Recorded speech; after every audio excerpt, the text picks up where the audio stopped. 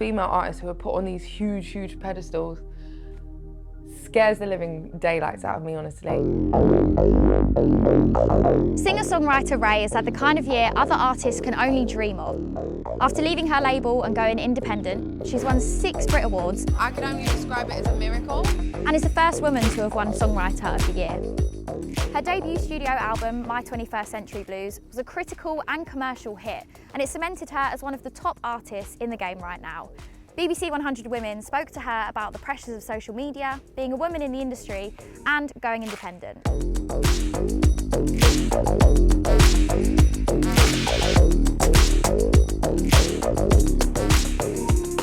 Raye, hi. Hello. Thank you for sitting down with 100 Women. How are you doing today? Yeah, I'm good. I woke up maybe like an hour and a half ago, I'm not gonna lie. You know, just adjusting to a new Slow day. morning. Yeah.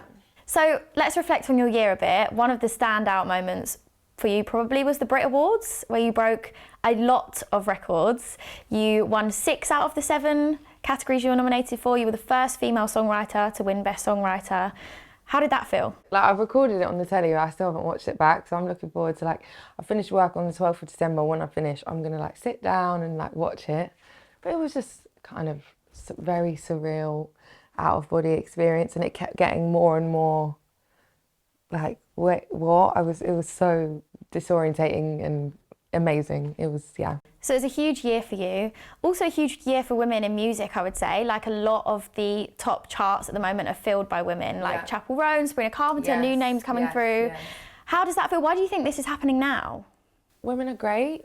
I don't know. I think it's a beautiful time in a way, how music is discovered and consumed now. You know, I think the people decide. I think the gatekeepers that really used to be able to control what people were exposed to and got to discover is changed now because of social media and all of this stuff.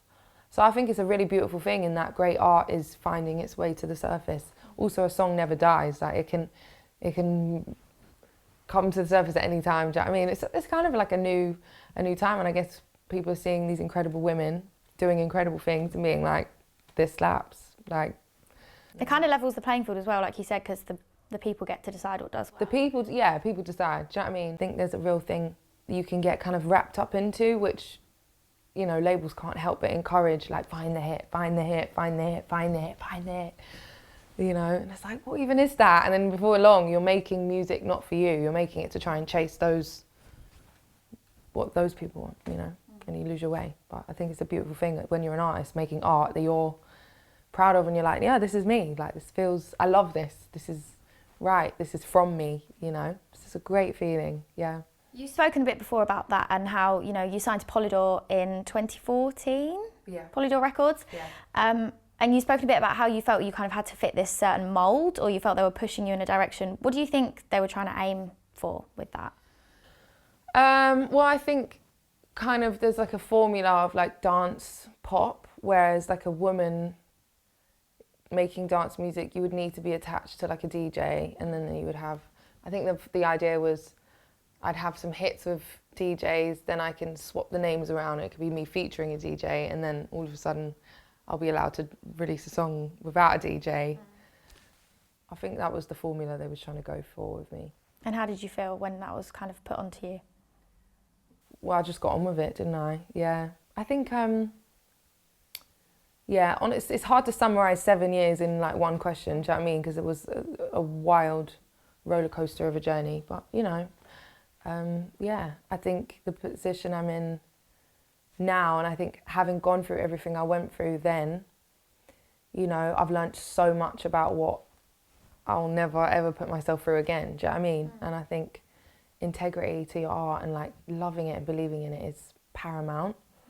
And I can't say there's any worse feeling than breaking yourself to sell a record that disgusts you. That sucks, do you know what I mean? And when it gets to that at the worst of times, I don't wish that on an artist. It's a horrible feeling. So you've released songs that you've listened to and be like, I don't like it. Like, that's an understatement, yeah. Really? yeah. I'm out selling the thing, doing interviews like, all right, tell us about your new song. And I'm like, yes, yeah, la, la, la. And you're there like, I hate this. This is horrible. So it must feel amazing. Your album that came out this year, My 21st Century Blues, Not often does a debut album go to #2 on the charts. That must have felt really good when it's music that you love. It was just a validation of, you know, this album does matter to some people, you know, and it was just like, wow. And that's all I ever really wanted, to make albums that some people care about, you know what I mean? Sorry about that, to lots of people in and out. Things come in and out of this house, I have no idea what's going on. As well as 8 top 20 singles and an impressive 6 billion Spotify streams, Raye has added a record-breaking 3 Grammy nominations to her list of achievements this year, including Best New Artist and Songwriter of the Year, making her the first artist ever to be nominated for both categories in the same year. I found out on the telly on the YouTube thing. I'm still trying to wrap my head around life right now. But despite smashing so many records, she still feels like her progression in the music industry is far from guaranteed. I want to read you back a quote that you said at the Brits in your acceptance speech. You said, "The artist I was 3 years ago would not believe I'm in control, I'm my own boss." Aww. Why would you have not believed that, and what kind of made you finally believe you could be your own boss? Years ago, or 3 years ago from that point, was just sitting in the opposite kind of seat that I am now, you know? And I think me specifically, I'm just the kind of, like to be in control of my life. Like, that's a nice thing, you know, and something that when you don't have that, it's all you really know. Does that make sense? Yeah. I don't know. Do you ever worry about oversharing and thinking like, I shouldn't have spoken about that and now it's out there forever? I feel like I'm a bit far gone. Do you know what I mean? I feel like, yeah, I feel like, you know, I think as artists we have a choice, as writers and musicians we have a choice about what the intention is behind your art. You know, do you want to create something to make someone feel good, or, you know, do you want to create something from a raw and honest place? And that's not something that you have to do. It's not something that, you know, is make or break, but I think it's the artist that I chose to be, and I think that comes with its pros and cons. But I think maybe it's kind of a bit how I'm like as a human being. Yeah. If I'm gonna meet a guy at the pub or bump into someone and be like, "Hey, how you doing?" and we get to know each other, I'm kind of like, blah blah blah blah blah. Yeah, yeah. So I guess that translates to my songs. Yeah. Being herself has been the defining feature of Raye's journey so far. How are you feeling, Raye? Great. No!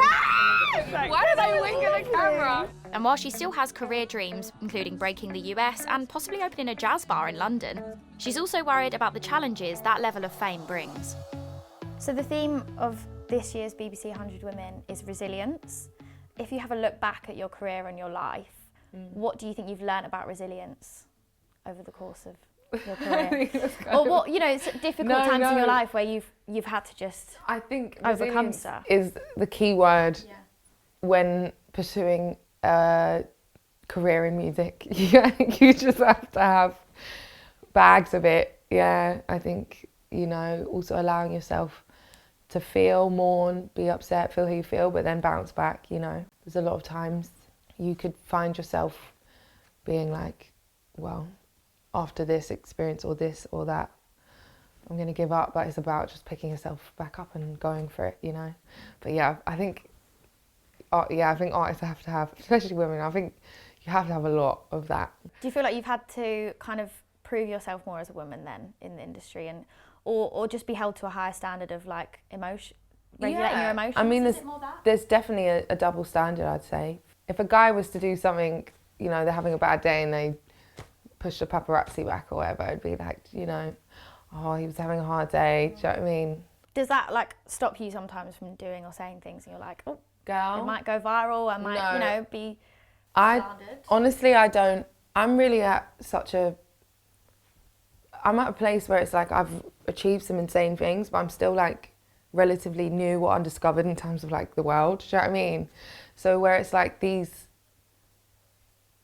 artists and female artists who are put on these huge pedestals scares the living daylights out of me, honestly. Like, I actually am like, there are times where you're like, do you want to be, I still have big dreams, but it's like, do I even want to?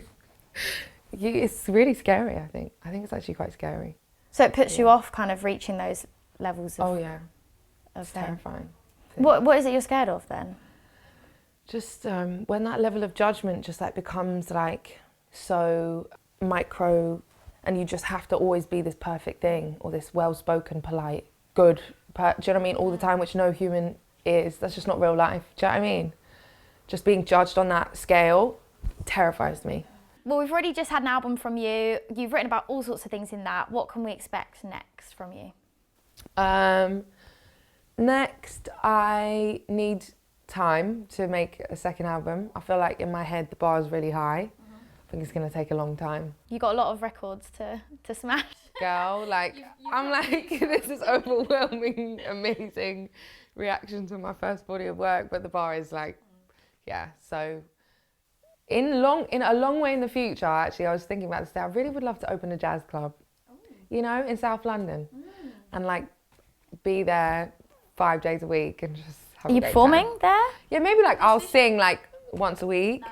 Do you know what I mean? I like it. But I'd host it and there'll be the best cats in town come down and just play, and it would just be thriving and be great. Because I think Ronnie's is so beautiful and so important, and we have like loads of little nice jazz venues, but I think we need like a South London, like, yeah, I would love to do that in the future, but yeah.